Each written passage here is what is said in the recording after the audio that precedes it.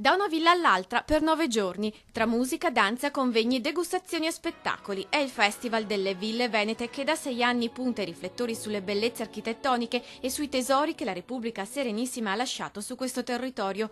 Il nastro verrà tagliato il 13 settembre a Villa Contarini Gherardi di Piazzola sul Brenta, a Padova, tappa finale Villa Badoer a Fratta Polesine, Rovigo, il 21. Nel mezzo Villa Venier Contarini di Mira, Venezia e un'incursione anche nel Friuli a Villa Manin, dimora che da tempo è solita ospitare spettacoli e concerti anche pop rock. 9 giorni in compagnia anche di Vittorio Sgarbi, Ugo Pagliai, la Società Filarmonica di Venezia Balletto. Se è vero che il turista di qualità, quello che cerca la vita veneta, che cerca il centro storico, che cerca la città, è quello che cresce e che spende, un progetto come questo, che apre le ville, che aumenta l'offerta, che fa parlare di sé, è una sesta edizione, ma è una edizione che ci dà merito e frutto del lavoro fatto nel passato. Per tutto il mese inoltre 51 fortunati privati apriranno i grandi cancelli e gli imponenti portoni delle loro ville, barchesse e saloni affrescati per visite guidate ed eventi. Ricordiamo che gran parte di questo patrimonio è in mano ai privati e che loro sono che lo sostengono anche dal punto di vista economico